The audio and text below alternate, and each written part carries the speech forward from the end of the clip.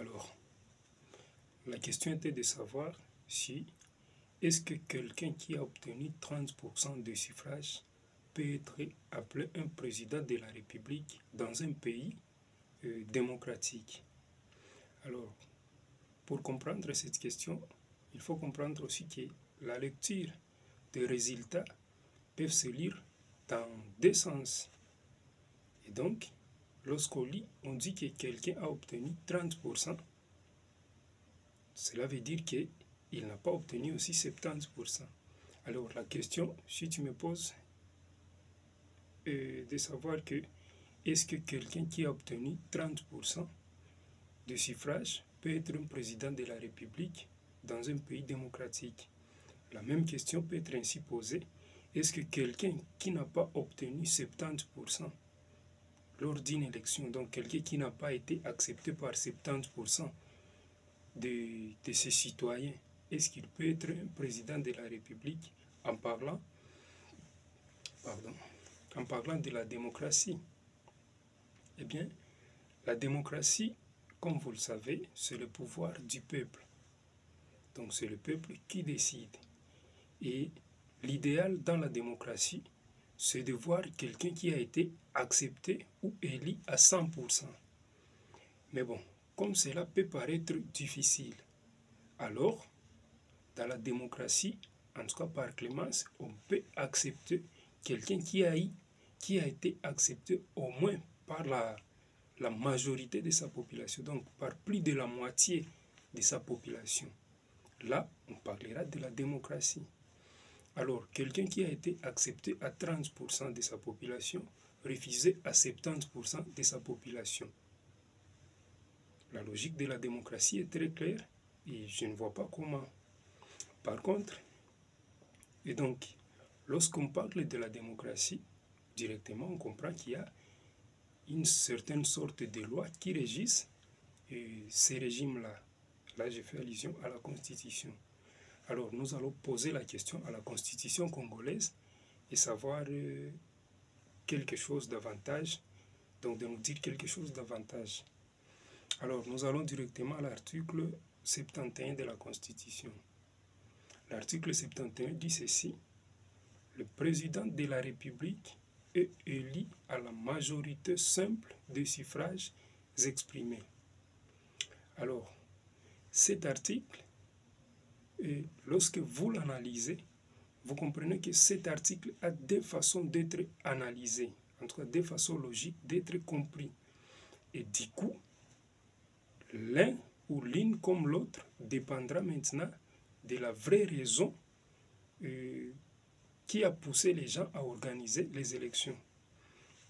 Alors, par exemple, on a organisé les élections pour écouter la volonté du peuple par rapport à celui qui sera leur dirigeant. Eh bien, il y a une façon d'analyser cet article et de répondre à cette préoccupation. Par contre, on peut se dire, bon, essayons un peu de dribbler la population en fait de résoudre la guéguerre politicienne entre les candidats. Là aussi, il y a une autre façon d'analyser cet article-là qui donnerait cette possibilité donc de résoudre la guéguerre politicienne de 2 ou 3 candidats. Alors, nous allons essayer un peu d'analyser cet article dans les deux sens. Alors, le premier, c'est organiser les élections pour écouter la vraie volonté du peuple.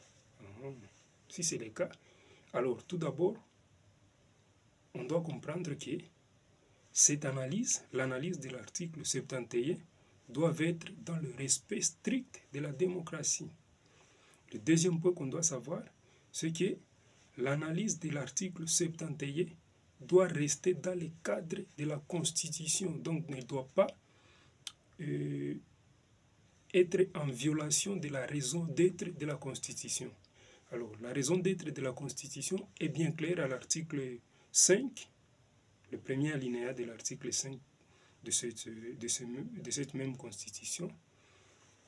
L'article dit ceci: la souveraineté nationale appartient au peuple. Fin de citation. Alors, sachant maintenant que nous organisons les élections pour écouter le peuple, comment doit-on analyser l'article 71? Bien, l'article 71, comme vous l'avez compris, et ça parle d'un président de la République qui doit être élu à la majorité simple des suffrages exprimés. Alors, qu'est-ce que c'est le suffrage exprimé? Eh bien, le suffrage exprimé, c'est le nombre total de voix validées lors d'une élection. Et donc, le président doit avoir une majorité simple de ce nombre total de voix validées. Qu'est-ce que cela veut dire?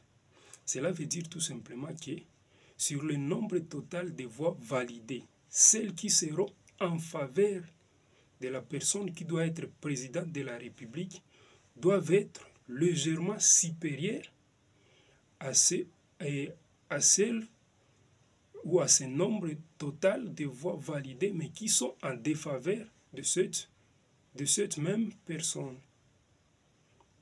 Donc, si vous comprenez bien le mot majorité simple, vous comprenez que c'est un mot qui incarne une forme de compétitivité ou de concurrence. Et cette compétitivité, l'article dit que ça doit s'analyser dans le nombre total de voix validées. Et donc, ça sera le nombre total de voix validées en faveur de l'individu contre le nombre total de voix validées en défaveur de cette même personne. Et l'article dit, la personne en question doit alors avoir une majorité, et donc une légère majorité. Alors, parlons maintenant de notre exemple. Celui qui a 30% en sa faveur, logiquement, il a 70% en sa défaveur. Est-ce qu'il peut être président de la République? Vous comprenez que l'article 71 est clair lorsqu'on l'analyse très bien avec l'objectif d'écouter la volonté de la population sans violation de la démocratie. Et donc, le nombre total de voix validées de cet individu, c'est 30%, qui sont en faveur de cet individu, c'est 30%. Par contre, le nombre total de voix validées en défaveur de cette même personne, c'est 70%. Et donc, l'article 71 de la Constitution n'accepte pas cet individu qui a 30% de devenir président de la République. Là, c'est lorsqu'on analyse cet article avec objectif d'écouter la vraie volonté du peuple congolais par rapport à cet individu. Par contre, lorsque maintenant c'est juste se servir de la population, donc c'est passer de la population en fait de résoudre la guéguerre politicienne des candidats, alors là, on va juste aller dans l'article 71 et on va juste retirer le mot majorité simple. Et donc tout le monde connaît ce que ça signifie, chacun a son dictionnaire. Cela veut dire que quelqu'un qui a beaucoup de voix par rapport à l'autre candidat devient président de la République. Vous comprenez que là, on se concentre sur la guéguerre ou sur la compétitivité entre deux candidats. Est-ce que le candidat en question a obtenu le résultat ou le résultat qui répond aux normes ou aux principes de la démocratie? Alors là, ce n'est plus la préoccupation.